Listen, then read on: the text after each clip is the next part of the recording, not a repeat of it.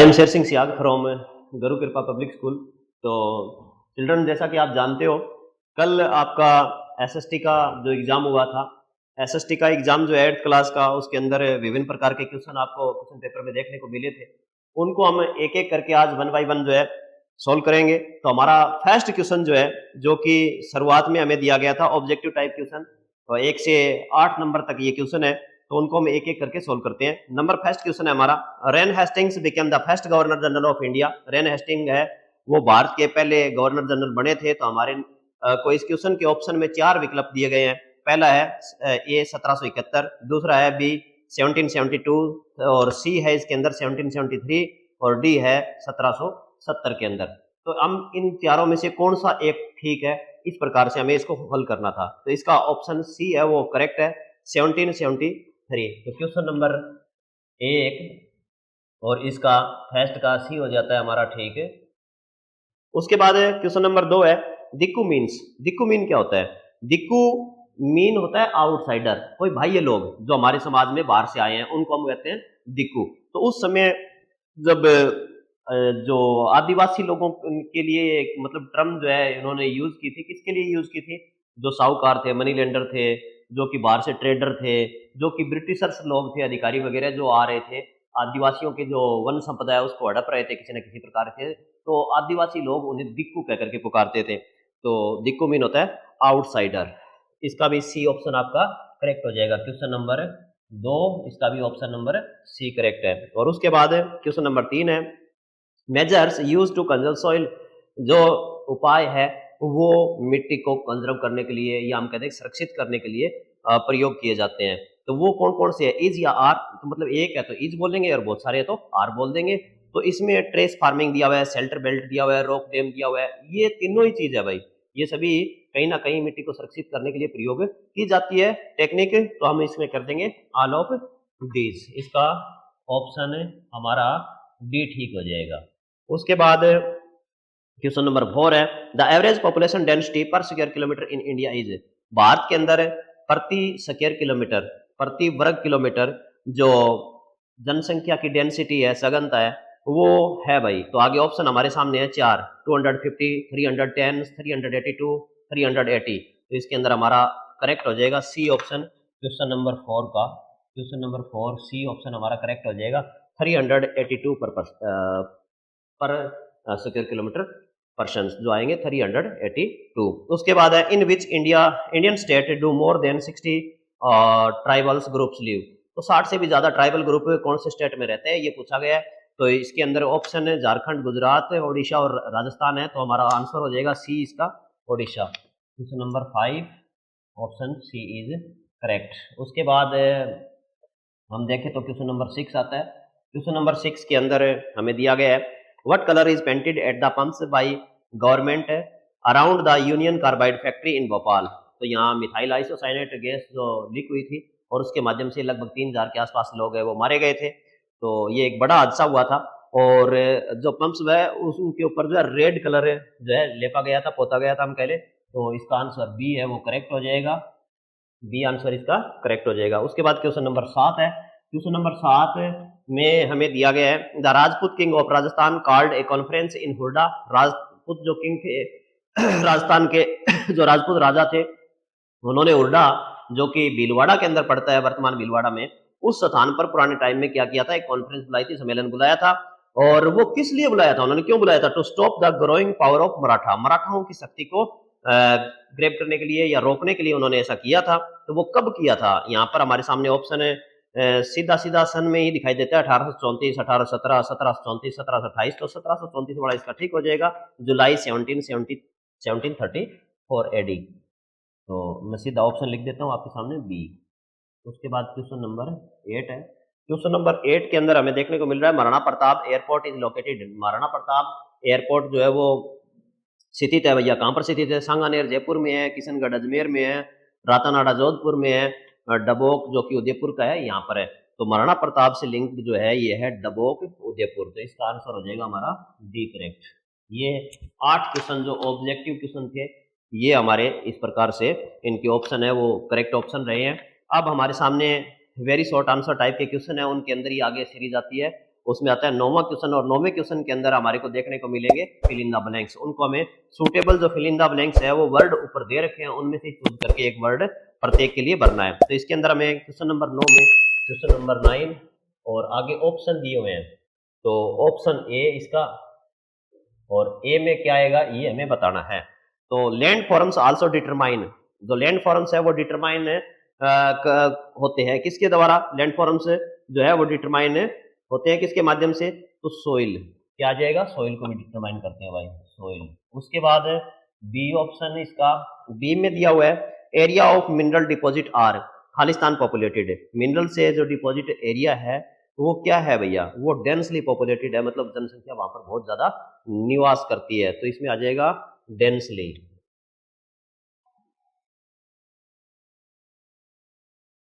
Densely.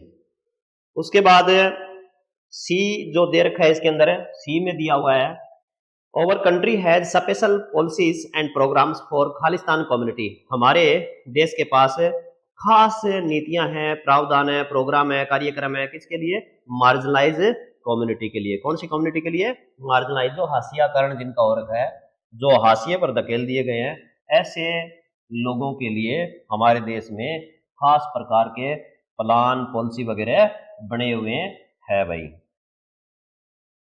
उसके बाद D है इसका, डी के अंदर तो फिर एक ही ऑप्शन हमारा रहता है, with the help of the Khalistan of the population we can find out socio economic status of an area, उसके माध्यम से हम क्या कर सकते हैं, एक एरिया की जो सोशल और इकोनॉमिक स्टेटस है उसको हम निकाल सकते हैं, पता कर सकते हैं। तो ये हो जाएगा हमारा लिटरेसी रेट, क्या हो जाएगा, साक्षरता दर, लिटरेसी रेट, या जिसको हम हिंदी में कह सकते हैं साक्षरता दर, इसके माध्यम से ऐसा हो सकता है।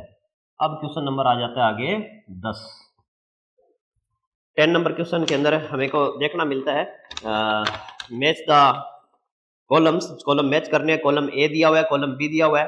तो कॉलम ए के अंदर हमें 4 ऑप्शन दिए हुए हैं, number of peoples living in per unit area, और सेकंड है इसका admission in professional educational institute like medical colleges, और तीसरा दिया हुआ है इसका थर्ड है form due to process of erosion, और फोर्थ इसका ऑप्शन दिया हुआ है population with the ability to read and write, और सामने बी कॉलम दिया हुआ है, इनके अंदर दिया हुआ है cut off, soil, population density, literate population. तो इसके अंदर पहला जो है हमारा number of people living in per unit area, इसके अंदर हमारा ऑप्शन ठीक हो जाएगा, कौन सा भाई, सी ऑप्शन इसका करेक्ट हो जाएगा। तो मैं सीधा लिख देता हूं, एक नंबर का कौन सा ऑप्शन ठीक है, सी ऑप्शन ठीक है। सी में क्या दिया हुआ है, पॉपुलेशन डेंसिटी।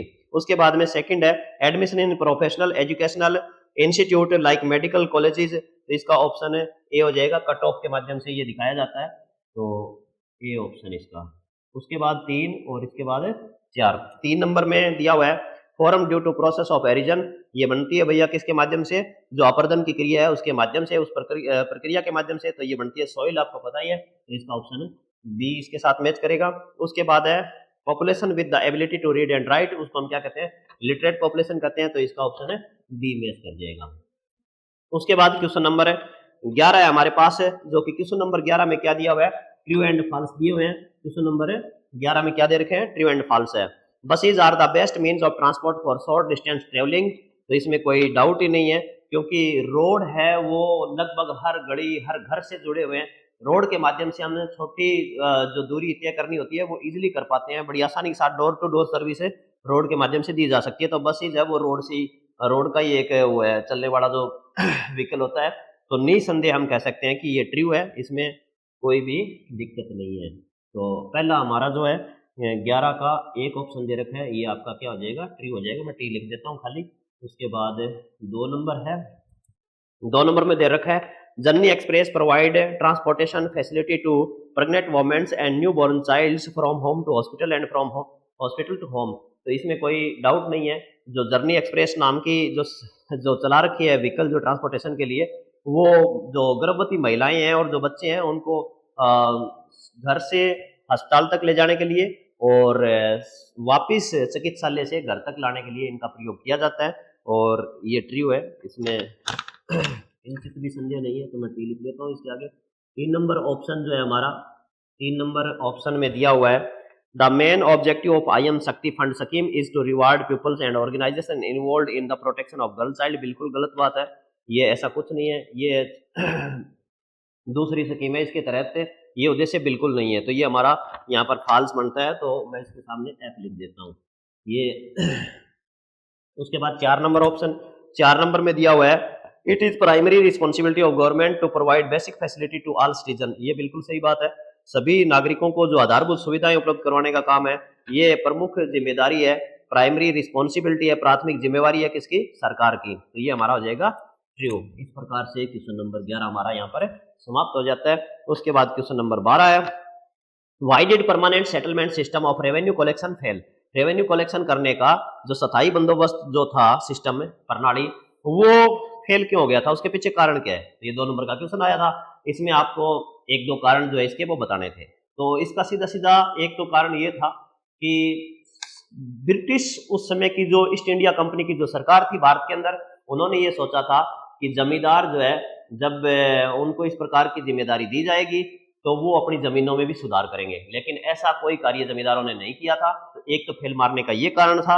नंबर 2 है इसके अंदर जो बहुत ज्यादा जो लगान है, रेंट है, वो फिक्स कर दिया गया था, जो कि बहुत ही मुश्किल था पीजेंट के द्वारा भरा जाना, तो वो इसको पे करने में सक्सेसफुल नहीं हुए, इसके कारण ये फेल मार गया। दूसरा कारण इसका ये है। और तीसरा ये है, ये जो सिस्टम था बहुत ही ज्यादा ऑपरेसिव था, उन पीजेंट लोगों को बहुत ज्यादा ये मतलब एक तरह से टॉर्चर करने वाला सिस्टम था। तो ये सिस्टम कामयाब होने का फिर कोई चांस ही नहीं था, ना तो जमींदारों की रुचि थी, ना ही पीजेंट की रुचि थी, और जमीन उन्हीं के अधीन होती थी। तो इस कारण से ये जो रेवेन्यू कलेक्शन का जो सिस्टम है वो फेल हो गया था। उसके बाद क्वेश्चन नंबर 13 है, क्वेश्चन नंबर 13 में दिया हुआ है, इन 1801 1801 में why was Awadh force to give up half of its territory to company. Awadh अपनी आधी टेरिटरी है वो क्यों मजबूर हो गया था कंपनी को सौंपने के लिए। तो ऐसा इसलिए हुआ था कि अवध का उसमें जो नवाब था, उन्होंने अलायंस बना रखा था, या हम कह दें कि भाई सहायक संधि कर रखी थी। तो ये सहायक संधि उन्होंने इंग्लिश ईस्ट इंडिया कंपनी जो थी उनके साथ में कर रखी थी कि आप हमारे राज्य की सुरक्षा करेंगे। अब क्या होता है कि उनके जो सैनिक है, उनका जो खाना पीना, उनकी सैलरी, वो सब कुछ किसको मेंटेन करना था, वो अवध के नवाब को करना था। ये उसे सहायक संधि की पहले से पूर्व वर्णित शर्तें थी। लेकिन ऐसा करने में नवाब है वो असफल रहते हैं, और उनके ऊपर प्लंटी के रूप में जो है उनसे आधा राज्य हड़प लिया जाता है। उसके बाद में सबसाइडरी जो अलायंस कहते हैं उनको, सहायक संधि। उसके बाद में क्वेश्चन नंबर 14 है, क्वेश्चन नंबर 14 जो है, what do you understand by Wood dispatch. Wood dispatch से आप क्या समझते हैं। तो वुड डिस्पैच जो है, एक चार्ल्स वुड नाम का जो व्यक्ति था, अंग्रेज अधिकारी था, जो कि अब क्या होता है कि ब्रिटिश जो उस समय कोर्ट थी, उनके यहाँ से एक एजुकेशनल डिस्पैच है वो जारी किया गया था। कहाँ के लिए, भारत का जो गवर्नर जनरल था उसके लिए भेजा गया था। और इसमें क्या था, भारत के अंदर शिक्षा सुधारों संबंधी बात की गई थी, क्योंकि अंग्रेजी सरकार हमेशा ये क्या करना चाहती थी, भारत के अंदर अंग्रेजी शिक्षा को बढ़ावा देना चाहती थी। इसके अंदर ये बात की गई थी कि जो सीनियर जो क्लासेस होती है उनके अंदर इंग्लिश को बढ़ावा दिया जाए, उसको कहीं ना कहीं बढ़ाया जाए, उसके माध्यम से शिक्षा दी जाए। प्राथमिक की बात इसमें नहीं की गई थी, प्राथमिक की बात प्राइमरी जो मातृभाषा है उन्हीं में रखी जानी थी। लेकिन वुड जो ये चार्ल्स वुड के द्वारा ये डिस्पैच जो है जारी किया गया था, इसलिए इसका नाम भी क्या पड़ गया, वुड डिस्पैच पड़ गया था। उसके बाद क्वेश्चन नंबर 14 का बी भाग है, ये ए भाग हमने अभी अभी डिस्क्राइब किया है। बी भाग है, name any 4 women social reformer who worked for the upliftment of women in India. उन 4 सामाजिक महिला सुधारकों के नाम बताने हैं जिन्होंने क्या किया है, महिला सुधार के लिए काम किया भारत के अंदर।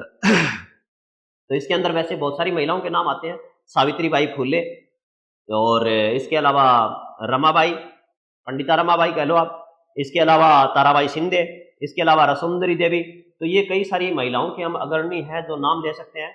यहाँ पर महिलाओं के पूछे गए हैं, यदि हमें व्यक्तियों के पूछे जाते, पुरुषों के पूछे जाते, तो उनमें भी हम बहुत सारे नाम है वो बता सकते थे। तो महिला अपलिफ्टमेंट के लिए 4 महिलाओं के नाम हम कर चुके। उसके बाद क्वेश्चन नंबर 15 है, क्वेश्चन नंबर 15 है, list some measures for conservation of natural vegetation and wild life. जो प्राकृतिक वनस्पति है और वन्य जीव है, इनके संरक्षण के लिए कुछ उपाय जो है आपको लिस्ट बंद करने थे, तालिका बतानी थी। तो इसके अंदर सीधी सी बात है, गवर्नमेंट ने कई सारे उपाय कर रखे हैं, और हम अपनी ओर से भी ये बता सकते हैं कुछ ना कुछ 1-2 पॉइंट कि ये करना चाहिए। गवर्नमेंट ने क्या किया है, गवर्नमेंट ने जो अनाधिकृत जो प्रवेश है जंगलों के अंदर, जो रक्षित जंगल है उनके अंदर से लकड़ियां काटने वगैरह के लिए जाते हैं, उनके ऊपर बैन लगाया। नंबर 2, जो लोग शिकार करने के इरादे से घुसते हैं, जिसको पोचिंग बोलते हैं हम, उसके ऊपर रोक लगाई गई है, उसके ऊपर बैन किया गया है कि आप नहीं कर सकते हो। इसके अलावा वन्य जीवों को बचाने के लिए गवर्नमेंट ने क्या किया है, विभिन्न प्रकार की जो वाइल्ड लाइफ है, जो सेंचुरी कह लें हमें, पार्क कह लें, नेशनल पार्क है, वो स्थापित किए गए हैं जगह जगह पर। और इसके अलावा एक और जो स्कीम है गवर्नमेंट के द्वारा जो किया जा रहा है प्रयास, कि आम जो लोग हैं वहां पर जंगलों में निवास करने वाले जो आदिवासी लोग हैं उनको भी इस प्रकार की योजनाओं में इंक्लूड करने का प्रयास किया जा रहा है, ताकि वो, क्योंकि उनका घर ही जंगल होते हैं और जंगलों के माध्यम से ही उनका आजीविका वो चलती है, तो उन लोगों को शामिल करके जंगलों को और वन्य जीवों को बचाने का प्रयास गवर्नमेंट के द्वारा किया जा रहा है। ये उपाय हम सुझा सकते हैं, ये सब यदि काम ढंग से इंप्लीमेंट हो तो ये जरूर इन दोनों चीजों में सुधार होगा। उसके बाद क्वेश्चन नंबर 16 है, mention the major principal of sustainable development है। धारणीय विकास के प्रमुख सिद्धांतों की बात की गई है कि उनको बताना है कौन कौन से है वो। वैसे तो बहुत सारे सिद्धांत है इसके अंदर, लेकिन धारणीय विकास का यदि जो मेन निकल के आता है वो यही है कि आज वर्तमान में जो हमारे पास रिसोर्सेज है, उन रिसोर्सेज को हम इस प्रकार से प्लान करते हुए सुनियोजित तरीके से प्रयोग करें ताकि आने वाली जनरेशन के लिए वो बचे रहे। इसे हम रिसोर्स प्लानिंग या सस्टेनेबल डेवलपमेंट के नाम से भी जानते हैं। तो एक नंबर तो ये हो जाएगा। एक इसका मुख्य उद्देश्य था, ध्येय था पॉवर्टी को हटाने का, गरीबी हटाने का। एक था इसके अंदर पर्यावरण को बचाने का, और एक था कि सभी लोगों को एक उचित तरीके से अच्छा अबोर्डे मिले, आवास स्थान मिले, उनको रहने के लिए आए कि जो आधारभूत सुविधाएं उनको उपलब्ध हो पाए। इस प्रकार के प्रयास इसके अंदर किए गए थे। मेजर प्रिंसिपल है वो सस्टेनेबल डेवलपमेंट के रखे गए थे। और भी बहुत सारे हैं, लेकिन हमें 4 ही बताना है तो हम 4 बता चुके हैं। उसके बाद है, so any 4 of the following in the map of Rajasthan. 4 जगह है, इनको राजस्थान के मैप में दिखाना था। तो राजस्थान के मैप में दिखाने के लिए वैसे देखा जाए तो हम एक छोटा सा यूं ही रफली मैप बनाते हैं।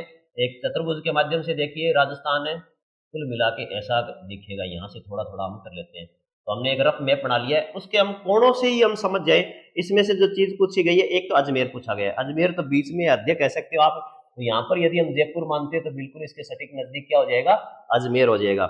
यहाँ पर आपने अजमेर को दिखाया, और उसके बाद ये बोलता है कि झालावाड़, तो झालावाड़ ये जो हमने बनाया है बिल्कुल यहाँ पर क्या हो जाएगा, आपका झालावाड़ हो जाएगा। और उसके पश्चात इसने कहा है श्री गंगानगर, तो श्री गंगानगर तो बिल्कुल चोटी पर है। यहाँ पर यदि हम हनुमानगढ़ को मानते हैं तो ये यहाँ पर क्या हो जाएगा, गंगानगर हो जाएगा। उसके बाद इसने कहा है राजसमंद, तो राजसमंद बिल्कुल पाली के पास में है। इधर हम पाली को मानते हैं तो यहाँ पर क्या हो जाएगा, राजसमंद हो जाएगा। और इसके बाद इसने कहा है धौलपुर, तो धौलपुर इस नोक के बिल्कुल नीचे है। यहाँ पर हम बना सकते हैं धौलपुर, क्योंकि यहाँ पर आ गया भरतपुर और बिल्कुल इसके नीचे क्या आ गया, ये भाग जो है ये आ गया धौलपुर का। उसके बाद है what is meant bye smelting. Smelting से क्या अर्थ निकलता है, क्या बनता है, क्या अर्थ है इसका। तो स्मेल्टिंग क्या होता है, smelting means when we purify iron और स्टील, या प्रोक्योर आयरन और steel from iron ore, then this process of heating, है ना। इसके अंदर सीधी सी बात है कि स्मेल्टिंग का मतलब क्या होता है। स्मेल्टिंग का मतलब होता है आयरन और जो है लोहा आयस्क, उसके अंदर से शुद्ध लोहा प्राप्त करने की जो प्रक्रिया है, उसके तहत हम क्या करते हैं, आयरन को कोयले के माध्यम से, कोयले को जलाते हुए उसको गर्म करते हैं। इतना गर्म करते हैं कि वो पिघलना स्टार्ट हो जाता है, मेल्ट होना स्टार्ट हो जाता है, और उसके अंदर जो अशुद्धगी है उसको दूर कर दिया जाता है और शुद्ध लोहा प्राप्त किया जाता है, स्टील प्राप्त किया जाता है। इस प्रक्रिया को हम स्मेल्टिंग के नाम से जानते हैं। Which industry is often refer to as backbone of modern industry, ये दूसरा पार्ट है इस क्वेश्चन का। तो इसका आंसर हमारा हो जाएगा स्टील एंड आयरन इंडस्ट्री। निश्चित तौर पर, क्योंकि स्टील और आयरन इंडस्ट्री जो है, तीसरा इसका पार्ट पूछा गया वाई, तो क्योंकि हर उद्योग के अंदर काम आने वाली मशीनें हैं, इक्विपमेंट है, जो जितने भी टूल है वो लगभग किसके बने होते हैं, स्टील और आयरन के बने होते हैं। इसलिए स्टील और आयरन किसी भी देश के विकास के लिए अति आवश्यक आधारभूत की इंडस्ट्री हो जाती है अपने आप में, क्योंकि इसी के माध्यम से सब कुछ बनाई जा रही है मशीनें, और उन्हीं मशीनों के आधार पर उत्पादन की प्रक्रियाएं हो पा रही है विभिन्न प्रकार की। उसी के कारण देश की नेशनल इनकम है वो बढ़ पाती है और देश प्रगति कर पाता है। तो इसको हम बैकबोन भी कहकर के पुकारते हैं मॉडर्न इंडस्ट्री का, या आधुनिक विकास का भी कह सकते हो आप एक तरीके से। उसके बाद क्वेश्चन नंबर 19 है, व्हाट इज एग्रीकल्चर। एग्रीकल्चर क्या है, कृषि क्या है। State any 2 factor influencing agriculture, तो एग्रीकल्चर को इन्फ्लुएंस करने वाले 2 फैक्टर के नाम भी पूछे गए हैं। तो पहला तो हम ये बता देते हैं एग्रीकल्चर क्या है। Agriculture is a process in which farmers grow crops. वही कृषि एक ऐसी प्रक्रिया जिसके अंदर किसान क्या करते हैं, फसलें उगाते हैं, ठीक है ना।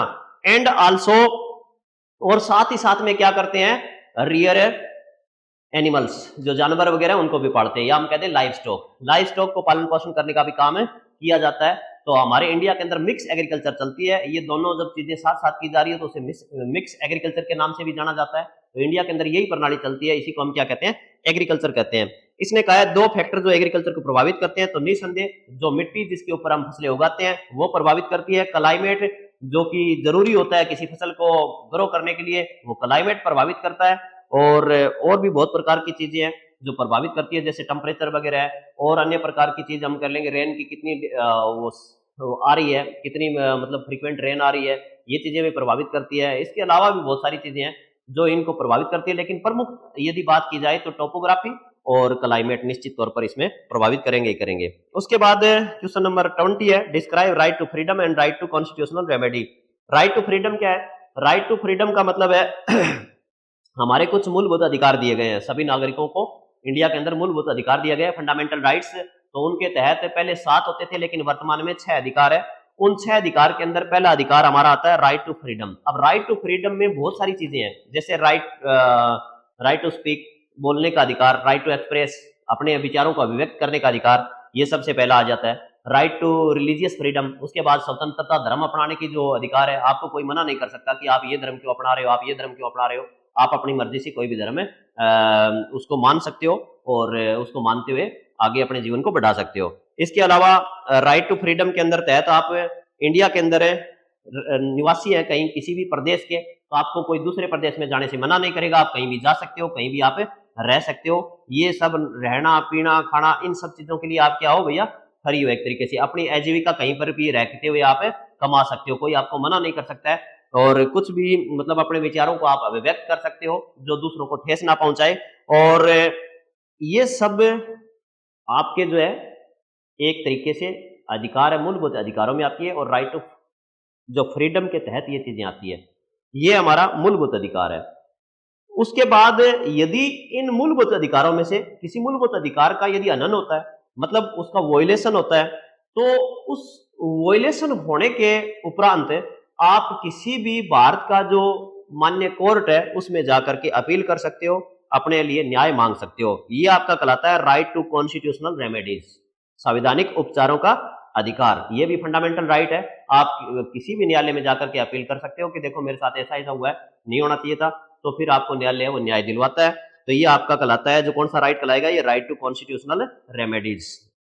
उसके बाद क्वेश्चन नंबर 21 है, what is the major difference between Indian secularism and secularism practised in United State of America. तो पहले हम बात करते हैं यूएसए के सेक्युलरिज्म की। यूएसए का जो सेक्युलरिज्म है वहां पर एक अमेंडमेंट किया गया था, एक सुधार किया गया था कॉन्स्टिट्यूशन के अंदर, और उसके तहत ये पूरी तरह से बात जो स्थापित कर दी गई कि राज्य है, मतलब सरकार है या कॉन्स्टिट्यूशन है, वो किसी प्रकार से इंटरफेयर नहीं करेगा, इंटरवीन नहीं करेगा धर्म के मामले में, और धर्म किसी प्रकार से वहां की पॉलिटिकल जो हालात है उसमें इंटरफेयर नहीं करेगा। वहां पर वो चीज चलती है, दोनों चीज एक दूसरे से बिल्कुल अलग है, उनमें किसी प्रकार का कोई संपर्क नहीं है। जबकि इंडियन सेक्युलरिज्म की बात करें, धर्मनिरपेक्षता की, भारत धर्मनिरपेक्ष कंट्री है, उसमें कोई डाउट नहीं है, भारत किसी भी धर्म को तवज्जो नहीं देता है, लेकिन जरूरत पड़ने पर यदि किसी धर्म के अंदर अवांछनीय कोई चीज इंक्लूडेड है तो उस दोष को दूर करने के लिए भारतीय संविधान, भारतीय सरकार या भारतीय स्टेट कह ले हम, वो इंटरफेयर करता है धर्म के अंदर। जैसे हिंदुइज्म के अंदर अनटचेबिलिटी का जो दूर करने के लिए इंटरवीन किया गया और अनटचेबिलिटी को कानून बनाते हुए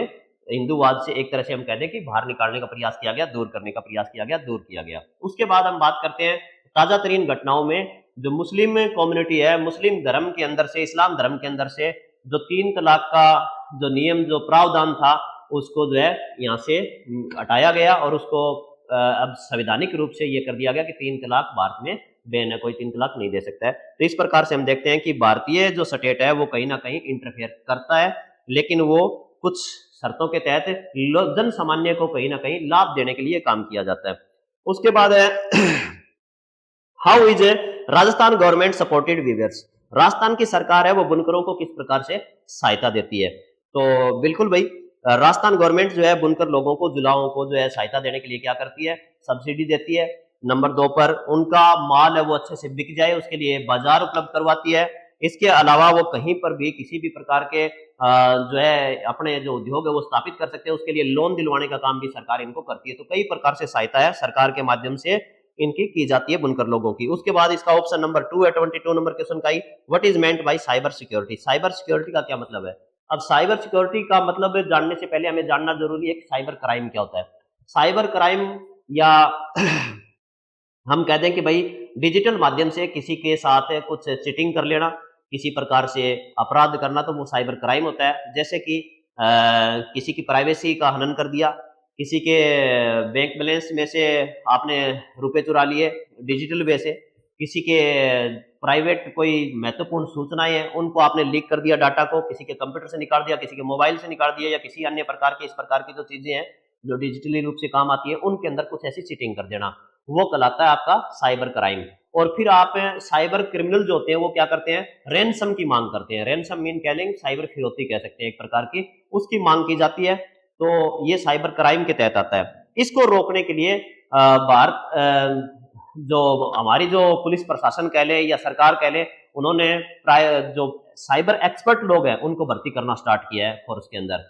तो उनके माध्यम से निगरानी रखी जाती है इस प्रकार के जो हैकर लोग हैं, इस प्रकार के जो क्रिमिनल लोग हैं उनके ऊपर, और उनसे लोगों को जनसामान्य को सुरक्षित बनाने का प्रयास किया जाता है। ये हमारी साइबर सिक्योरिटी के नाम से जानी जाती है। ऐसे कई सारी ऐप भी आती है जो कि इस प्रकार की जो फ्रॉड ऐप होती है उनसे हमें बचाने के लिए विभिन्न प्रकार की सिक्योरिटी हमें डिजिटल रूप से भी उपलब्ध करवाई जाती है। और यदि कुछ ऐसा हो जाता है तो इसकी हम शिकायत भी कर सकते हैं, और फिर साइबर जो फोर्स होती है वो इसकी चीज की छानबीन करती है और वो हमें न्याय दिलाने का कुछ ना कुछ प्रयास उनके माध्यम से किया जाता है।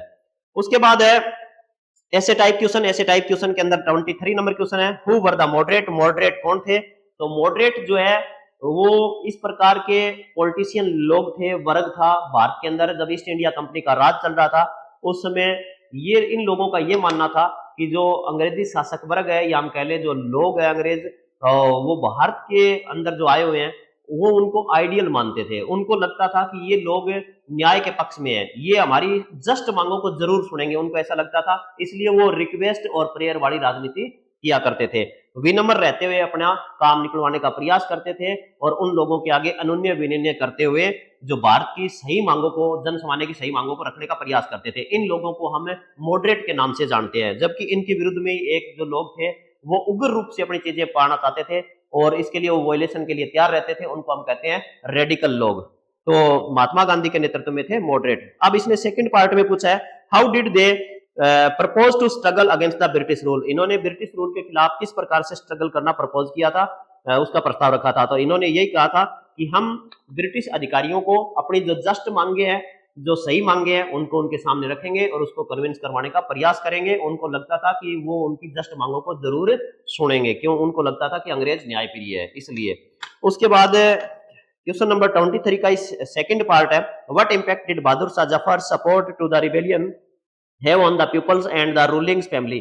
बहादुर शाह जफर का सपोर्ट मिलना रिबेलियन को, ये किस प्रकार से प्रभाव डाला था लोगों के ऊपर और शासन करने वाली जो रूलिंग फैमिली थी उनके ऊपर। तो लोगों के अंदर तो एक उत्साह आ गया था, वो फुल ऑफ एंथुसिज्म हो गए थे जब उनको पता चला कि बहादुर शाह जफर हमारे लीडर है, वो लीडर बन गए हैं, है ना। तो उनको पता था कि ये लास्ट सम्राट भी थे। तो जब वो दोबारा से रिटर्न करते हैं, राजनीति के अंदर बढ़ने के लिए तैयार हो जाते हैं उनके नेता, तो सब लोगों में जोश भर गया और वो भी संघर्ष के लिए आगे आते हैं। ये 1857 की क्रांति की बातें। तो उसके साथ साथ जो रूलिंग फैमिली थी उनको भी ये कहीं ना कहीं अवसर दिखा कि यदि बहादुर शाह जफर का साम्राज्य दोबारा लौटेगा, वो एज ए सम्राट दोबारा बनने वाला है, तो फिर उनको लगा कि उनके पास भी अवसर है कि वो उनके पहले नीचे सबऑर्डिनेट किंग रहते हुए जैसे अपना राज्य चलाते थे छोटा मोटा, वो दोबारा से पा पाएंगे और वो अपना राज्य चला पाएंगे। उनको ऐसा अवसर लगा, इसलिए वो भी उसमें शामिल हुए थे। ये उसका इम्पैक्ट था, प्रभाव था, उन्होंने बढ़ चढ़ करके भाग लिया उसमें। उसके बाद क्वेश्चन नंबर 23 के अथवा में दिया हुआ है और में दिया हुआ है, व्हाट वाज स्वदेशी मूवमेंट। स्वदेशी मूवमेंट क्या था, व्हाट वर इट्स ऑब्जेक्टिव, और इसके लक्ष्य क्या थे। और स्वदेशी मूवमेंट का मतलब यही था, जो महात्मा गांधी जी जो थे उनके द्वारा चलाया गया था। उनका ये मानना था कि भारतीय लोगों को जो फॉरेन जो सामान है, प्रोडक्ट है, उनका बायकॉट करना चाहिए, बहिष्कार करना चाहिए, जबकि स्वदेशी जो चीजें हैं उनको क्या करना चाहिए, अपनाना चाहिए, वो ज्यादा से ज्यादा यूज करनी चाहिए। उनमें सबसे प्रमुख उस वक्त था खादी का कपड़ा, जिसको एक पहचान भी थी। वो उस समय के जो राजनीतिज्ञ थे वो खादी का कपड़ा पहना करते थे, ऊपर एक टोपी लगाया करते थे। तो खादी का कपड़ा एक प्रमुख इसका सिंबॉलिक जो एक हम कह लें कि आइटम बना था, जिसको खूब ज़्यादा उस समय के नेता लोग सभी यूज़ करने लगे थे गांधी जी के आह्वान पर। उससे क्या फ़ायदा होता था, भारतीय जो कपड़ा बनाने वाले बुनकर है, हाथों से जो बनाते थे, उनको सीधा-सीधा समर्थन, सहारा मिलता था। और दूसरी ओर ब्रिटेन से आया हुआ इम्पोर्टेड माल था, उसकी बिक्री एक तरह से कम हो गई थी, डिक्रीज़ हो गई थी। तो ये स्वदेशी मूवमेंट था, स्वदेशी प्रोडक्ट अपनाने पर इसमें जोर दिया गया था। व्हाटएवर इट्स ऑब्जेक्टिव, इसके ऑब्जेक्टिव यही थे, लक्ष्य यही थे, ज़्यादा से ज़्यादा भारतीय व्यापार जो हम कहते हैं जुलाए हैं, जो बुनकर लोग हैं उनको बढ़ावा देना, और फॉरेन जो कपड़ा वगैरह आ रहा है, जो कुछ इस प्रकार के आइटम आ रहे हैं, उनकी कम से कम इस्तेमाल करना, उनकी बिक्री बंद करवाना, एक तरीके से भारतीयता का प्रचार करना सबके बीच में, ये इसके मेन ऑब्जेक्टिव थे। उसके बाद है what reactions were shown after the revolt of 1857, 1857 की क्रांति के बाद में किस प्रकार की जो प्रतिक्रियाएं हैं वो देखने को मिली थी बाय द फॉलोइंग पीपल, निम्नलिखित लोगों के द्वारा। कौन कौन से लोग दिया है, एक तो दिया है नाना साहेब और दूसरा दिया है बेगम हजरत महल, इनके द्वारा। तो नाना साहेब हम जानते हैं कि नाना साहेब जो है पेशवा जो थे उनके दत्तक पुत्र थे, और अंग्रेजों ने इनके अधिकार पर एक तरह से प्रश्न उठा दिया था, और इनको जो है एक साइड कर दिया था, और उनको सही उनका अधिकार है वो नहीं दिया गया, हेरिडिटरी कह लें हम। लेकिन नाना साहेब ने अवसर पाकर के 1857 की जब क्रांति हुई थी, तो उसके उपरांत इन्होंने क्या किया था, इन्होंने कहा था कि मैं अपने आप को पेशवा घोषित कर दिया, और संघर्ष में कूद पड़े थे, और इन्होंने अपने क्षेत्र से अंग्रेजों को निकालना स्टार्ट कर दिया था। झांसी की रानी वगैरह इनका सबका सहयोग मिला था, आपको पता ही है। और यदि हम बात करें बेगम हजरत महल की, तो बेगम हजरत महल जो है वो लखनऊ से कहीं ना कहीं संबंधित थी। अवध लखनऊ की बात हम करते हैं, पहले करते आए हैं। तो इनके जो नवाबपति थे वो तो रहे नहीं, इनका जो पुत्र था, और इनका जो राज्य था, इनका कुछ राज्य तो एक तरह से एक खराब मल एडमिनिस्ट्रेशन का नाम लेते हुए इनसे छीन लिया गया था कि आप सही से प्रशासन संभाल नहीं पा रहे हो। इससे ये भी दुखी थी, नाराज थी, तो इन्होंने भी बढ़ चढ़ करके 1857 की क्रांति में भाग लिया था, और ये चाहती थी कि अंग्रेज जो है उनके राज्य को छोड़े, न केवल उनके राज्य को, उनको अवसर लगा कि भाई साथ मिलकर के लड़ेंगे तो शायद इसमें फायदा होगा। तो ये बेगम हजरत महल का रोल काफी अहम हो जाता है इसके अंदर। उसके बाद क्वेश्चन नंबर 24 है, सॉरी 24 नंबर क्वेश्चन में differentiate between criminal law and civil law, हमें कुछ कहा गया है कि जो आपराधिक जो लॉ है, कानून है, और जो नागरिकीय कानून है, सिविल लॉ है, उनमें अंतर क्या है, उनमें अंतर करने को कहा गया है। तो इनमें अंतर की बात करें तो क्रिमिनल लॉ वो होते हैं जहां पर किसी के साथ मारपीट, लड़ाई झगड़ा, किसी प्रकार का सीधा डायरेक्ट व्यक्ति टू व्यक्ति कंटेक्ट जो होता है, किवाल जो होता है, उसको हम क्रिमिनल लॉ के तहत लेते हैं। या किसी के साथ मार पिटाई कर देना, किसी के साथ में आप डायरेक्ट गाली गलौज, किसी के साथ में इस प्रकार की बातें यदि करते हो तो वो क्रिमिनल लॉ के तहत आता है। और सिविल लॉ की बात करें तो सिविल लॉ के अंदर आते हैं प्रॉपर्टी के मामले, जिनके अंदर जैसे कोई जमीनी विवाद है, जैसे कोई प्लाट का विवाद है, इस प्रकार की चीजें किसमें आ जाती है, सिविल लॉ के तहत आ जाती है। तो उस प्रकार से उनकी सुनवाई भी डिफरेंट डिफरेंट तरीके से कहते हैं हम, फौजदारी कानून और दीवानी कानून, इनको हिंदी के नाम से भी जाना जाता है। Describe the function of parliament, parliament के फंक्शन पूछे गए हमें कि पार्लियामेंट के क्या क्या फंक्शन है। भाई पार्लियामेंट होती क्या है, उससे समझने के लिए जरूरी है कि पार्लियामेंट जो होती है उसके 3 भाग है। उसके 3 भागों में हम कहते हैं एक प्रेसिडेंट और 2 भाग, एक जो है आपकी लोकसभा और एक आपकी Rajya Sabha.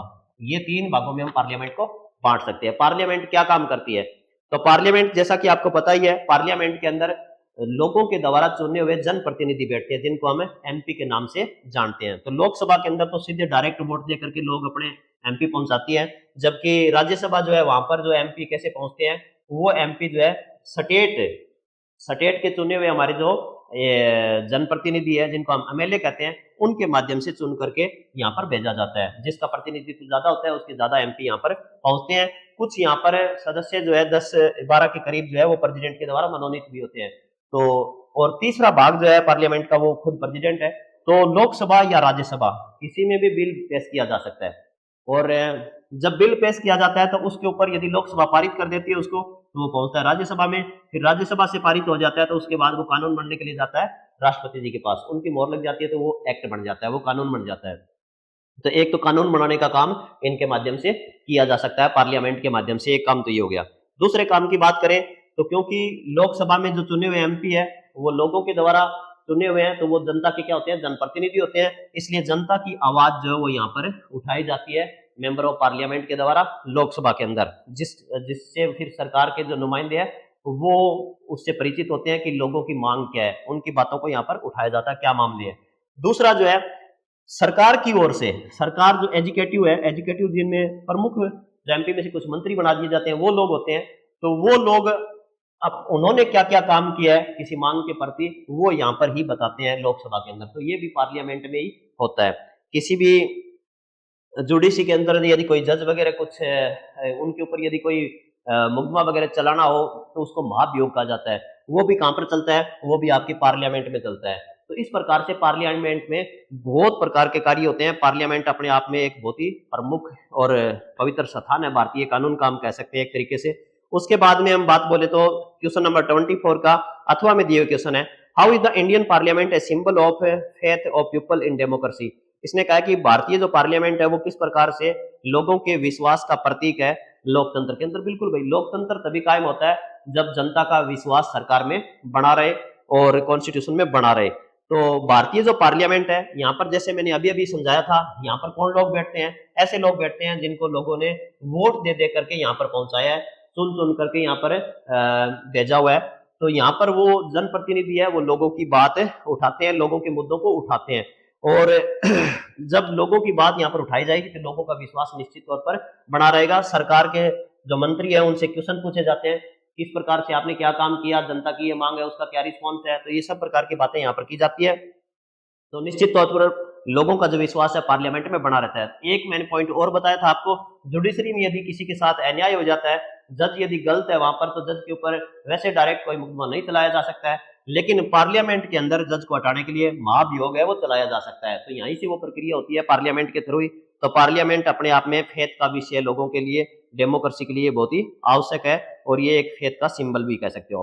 How does the individuals give approval to government.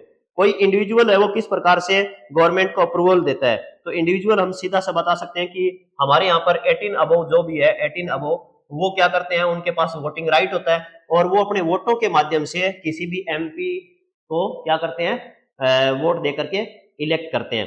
तो जो इलेक्टेड एमपी है वो आगे चल करके अपने में से किसी एक को प्रधानमंत्री बनाते हैं, जो इनका नेता होता है, और उसके बाद आप देखिए तो वही प्रधानमंत्री क्या करता है, सरकार चलाता है। तो सरकार बनाने में हर व्यक्ति का एक अहम योगदान होता है, अहम रोल होता है। तो हम कह सकते हैं कि इंडिविजुअल है वो इस प्रकार से अपनी सरकार को सहमति देती है कि मेरी ही इलेक्ट की हुई सरकार है, मेरा ही इलेक्ट किया हुआ एमपी है। तो हर व्यक्ति का इसके अंदर रोल रहता है। उसके बाद हम बात करें तो आगे, explain the structure of court in India. Bharat के अंदर कोर्ट के स्ट्रक्चर को एक्सप्लेन करने की बात की जा रही है, व्याख्यात करने की बात की जा रही है। तो भारतीय जब हम कोर्ट की बात करें तो इसको हम 3 भागों में बांट सकते हैं, 1, 2 और 3। तो भारत के अंदर सबसे पहले आते हैं lower court. Lower court, lower court या सब ऑर्डिनेट कोर्ट भी इनको कहा जाता है, सब ऑर्डिनेट कोर्ट भी हम इसको कह सकते हैं।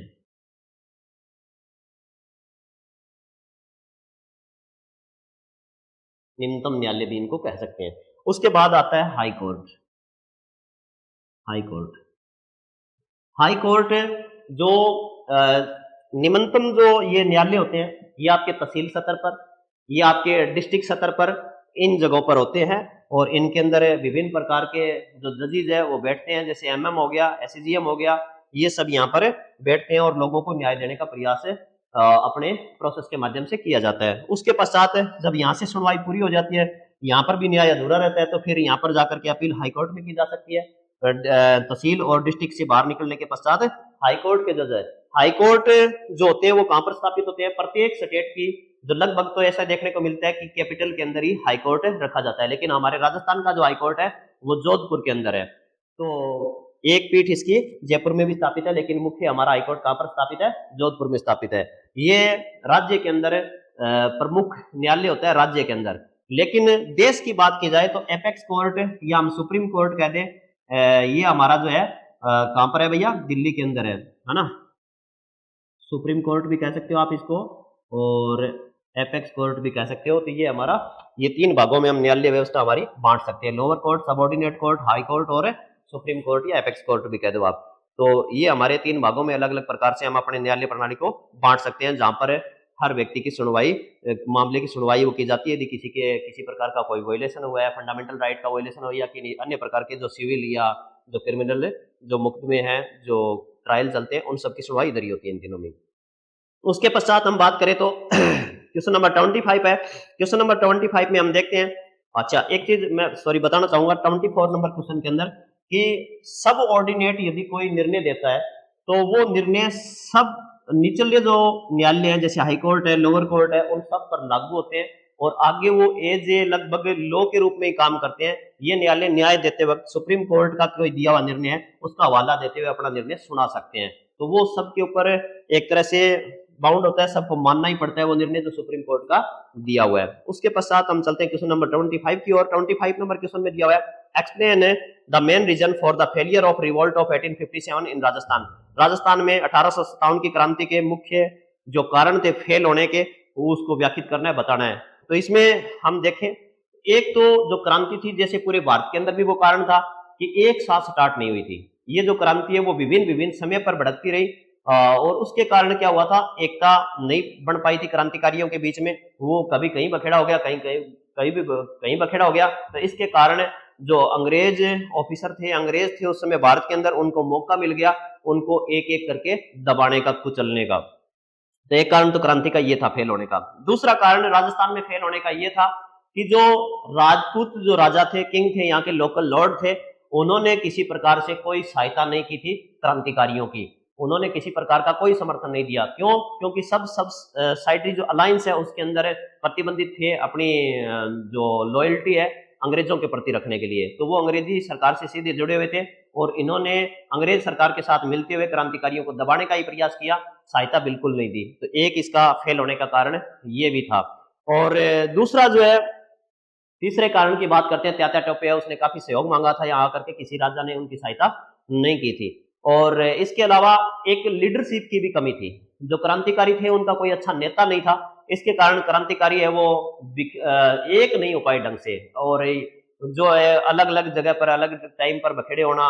दूसरा, उनको लीडरशिप अच्छी न मिलने के कारण, गाइडेंस अच्छा न मिलने के कारण उनको ये पता ही नहीं था सुनियोजित तरीके से क्रांति करनी कैसे है। तो इस कारण से भी क्रांति के फेल होने का ये कारण बना। और आगे हम बात करेंगे साधनों का अभाव, और ये सब बातें तो है ही।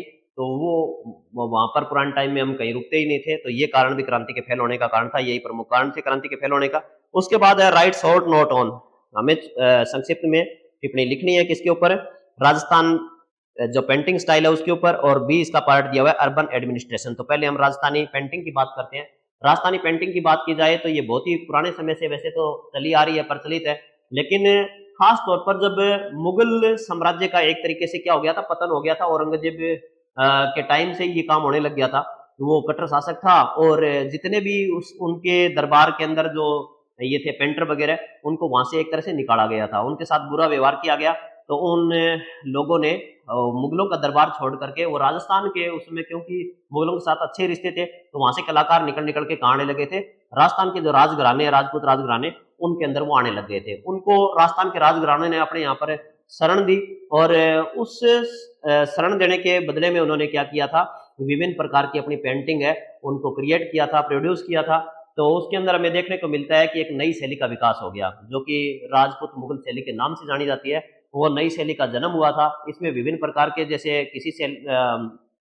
किसी खास जैसे पेंटिंग शैली की बात की जाए, जयपुर शैली है, इधर उदयपुर शैली है, तो मेवाड़ शैली कह लो आप, तो उनके अंदर खास एक वृक्ष, खास रंग, इनका प्रयोग किया जाता था, ये देखने को मिलता है।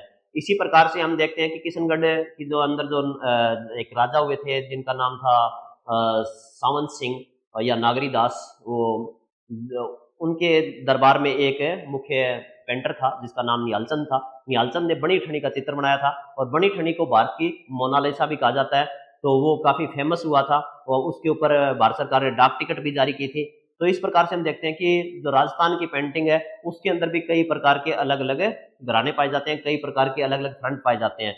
किसी शैली का कदम का वृक्ष दिखाया जाता है, किसी के अंदर केले के वृक्ष दिखाए जाते हैं, किसी के अंदर कुछ प्राकृतिक चित्रण ज्यादा मिलता है, किसी के अंदर जो विभिन्न प्रकार की फड़ चित्रण है वो भी किया गया, किसी के अंदर कुछ कृष्ण गोपियों पर चित्र बने हुए हैं। तो ये अलग अलग प्रकार की वैरायटी हमें देखने को मिलती है। किसी के अंदर जो आकार होता है मनुष्य का, जो आदम कद हम कहते हैं चित्रण की बात करते हैं, तो उसके अंदर जैसे बनी ठनी का मैंने चित्रण किया, इसके अंदर खास बनावट जो रखी जाती थी, खास अलग-अलग प्रकार से सब शैलियों की अलग-अलग विशेषताएँ थी।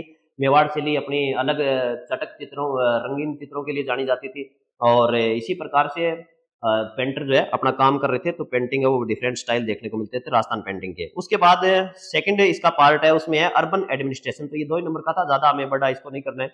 अर्बन एडमिनिस्ट्रेशन की बात करें तो अर्बन एडमिनिस्ट्रेशन के अंदर हमें क्या मिलता है? जैसे हम पंचायती राज सिस्टम की बात करते हैं, तो पंचायती राज सिस्टम के तहत ग्रामीणों में हम देखते हैं पंचायत होती है। वैसे ही शहरों के अंदर जब हम बात करते हैं, तो सबसे पहले बात करेंगे हमें म्युनिसिपैलिटी की। म्युनिसिपैलिटी नगर पालिका भी कह देते हैं, तो वो होती है, वो पहले के कुछ प्रावधान अलग थे, उसमें 20 लाख जो संख्या थी, कुछ कितनी संख्या थी और वहाँ तक कुछ रखा जाता था एक निश्चित वार्षिक आय के तहत। और उसके पश्चात हम बात करें तो जो दूसरा नंबर आता है म्युनिसिपैलिटी के बाद निकल करके जाता है म्युनिसिपल काउंसिल का। म्युनिसिपल काउंसिल जो नगर परिषद है, उसके अंदर क्या देखने को मिलता है कि वहाँ का जो हेड है वो चेयरमैन होता है और उसके नीचे कई सारे काउंसलर बनाए जाते हैं जो हम कहते हैं, जैसे गांव में हम वार्ड पंच बोलते हैं, वहां पर क्या बन जाएंगे? पार्षद बन जाएंगे, काउंसलर बन जाएंगे। वो काउंसलर अपने में से एक को क्या करते हैं? चेयरमैन को चुनते हैं भाई, तो चेयरमैन उनका हेड होता है। और जैसे ग्रामीण क्षेत्र में सरपंच का जो सहायक होता है वो कौन होता है? वीडीओ होता है ना? तो विलेज डेवलपमेंट ऑफिसर। इसी प्रकार से आपका जब आगे वहां पर जाते हैं तो वहां पर भी अधिकारी है वो नियुक्त होते हैं जो कि उनकी सहायता के लिए रहते हैं म्युनिसिपल काउंसिल के अंदर। तो उसके पश्चात नंबर आता है, तीसरा नंबर आता है म्युनिसिपल कॉर्पोरेशन का, और सॉरी म्युनिसिपल जो काउंसिल है उसके अंदर देखने को मिलता है जहां पर आबादी जो है वो 20 से 1 के बीच हो। और उसके बाद हम चले जाते हैं जो आपके म्युनिसिपल कॉर्पोरेशन के नगर जो नगर निगम है, नगर निगम के अंदर हम देखते हैं कि इसका हेड जो होता है वो मेयर होता है, महापौर होता है और काउंसलर वैसे ही काउंसलर होते हैं अलग अलग वार्डों से। और इसके बाद हम बात करें तो इसकी जो आबादी है वो 5 लाख से ऊपर होनी चाहिए, तब जाकर के वहां पर ये लागू होता है नियम। और इस व्यवस्था के तहत स्थानीय स्वशासन की हम बात करते हैं कि ज्यादा बल देने का प्रयास किया गया, तो शहरों में इस प्रकार से प्रशासन को बांटा गया था। इसको हम तीसरा सत्र भी कहते हैं। जो हम बात करते हैं सेंटर, स्टेट और उसके बाद नंबर आता है 3, तो कौन आता है तीसरे टायर में? ये स्थानीय स्वशासन के जो ये निकाय होते हैं। तो शहरों के अंदर हम देखते हैं कि म्युनिसिपैलिटी, म्युनिसिपल काउंसिल और म्युनिसिपल कॉर्पोरेशन होता है। जबकि गाँव के अंदर ये काम पंचायत और पंचायत समिति और जो जिला परिषद है उसके माध्यम से किया जाता है। उसके बाद हम करते हैं बात आगे, और इसके और में दिया हुआ explain the spread of revolution of 1857 in Rajasthan. Rajasthan में किस प्रकार से 1857 की क्रांति है उसका विस्तार हुआ था। तो ये काम नसीराबाद छावनी से स्टार्ट हुआ था। हमारे यहाँ पर 6 अलग अलग जो बटालियन स्थापित थी, वहां पर सैनिकों के अंदर ये विद्रोह ज्यादा हुआ था। लेकिन ये विद्रोह जो है वैसे आम लोगों में कहीं ना कहीं एक तरह से चल रही थी चीजें, अंदर अंदर सैनिकों के अंदर ज्यादा था। लेकिन राजाओं ने यहाँ पर बिल्कुल भी साथ है सैनिकों का नहीं दिया था, क्रांतिकारियों का नहीं दिया था। तो क्रांति की शुरुआत में एरिनपुरा वगैरह जो छावनी है वहां से घटना घटती है, वहां से चलती है। और उसके बाद में हम देखते हैं कि हमारे यहाँ पर जो थे ये अपने ठाकुर कुशाल सिंह वगैरह जो आउवा के थे, उन्होंने भी काफी योगदान इसके अंदर दिया था। उन्होंने सैनिकों को अपने यहाँ पर शरण दी थी और उन्होंने जोधपुर और जो उनकी एक सेना थी मिली हुई अंग्रेजों की, उस मिली जुली सेना को भी उन्होंने हराया था एक बार के लिए। लेकिन बाद में और एक अंग्रेज ऑफिसर था मैकमोसन, उसका सर भी काट करके उन्होंने अपने यहाँ किले में लटका दिया था। लेकिन 1 महीने 2 महीने टाइम निकलता है 2-4 महीने का, उसके बाद उनको फिर से ग्रेप कर लिया जाता है। तो वो सफल नहीं हो पाते हैं ज्यादा, क्योंकि यहाँ पर राजाओं का सहयोग ज्यादा मिला नहीं था। एक ठाकुर कुशाल सिंह था, उसी का सहयोग कहीं ना कहीं क्रांतिकारियों को मिला था।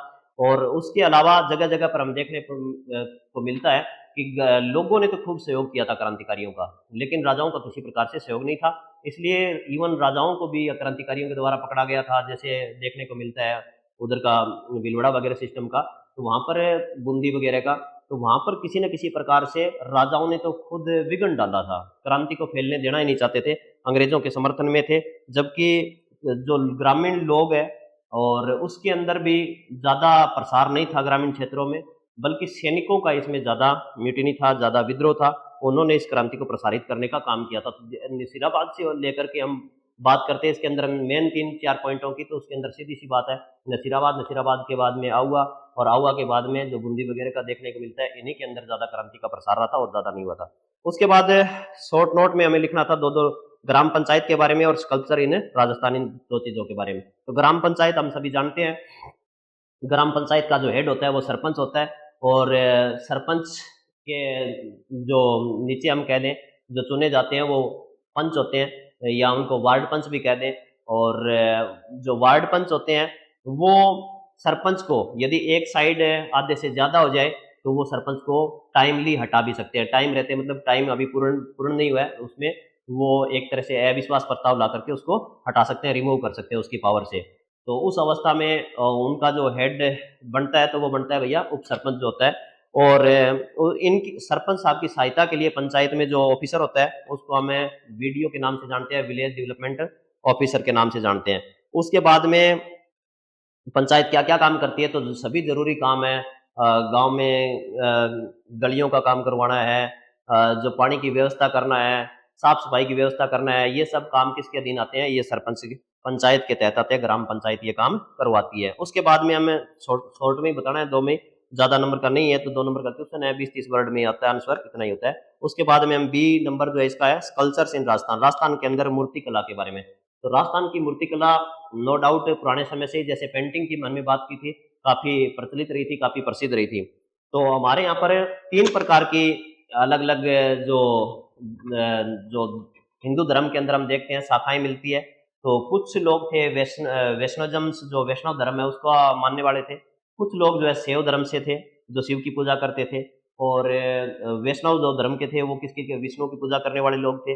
और तीसरा जो संप्रदाय इसके अंदर से ही हम निकालें तो वो होता है शाकत, जो देवी की पूजा करने वाले लोग थे। तो यहाँ पर जो मूर्ति कला है, मूर्ति कला के अंदर हम देखते हैं कि जो विभिन्न प्रकार के जो विष्णु अवतार हुए हैं, उनकी मूर्तियाँ बहुत सारी बनी हुई है, वराह अवतार वगैरह की, राम की, कृष्ण की, इस प्रकार की बहुत सारी मूर्तियाँ बनी हुई है। उसके बाद दूसरी साइड हम बात करते हैं शैव परंपरा की, तो इसके अंदर भी जो शिव की मूर्तियाँ हैं इसमें खूब बनी हुई है, पशुपतिनाथ वगैरह की। और उसके बाद हम बात करते हैं शाकत परंपरा की, शाकत परंपरा में देवी की जो विभिन्न मूर्तियाँ हैं वो बनी हुई है।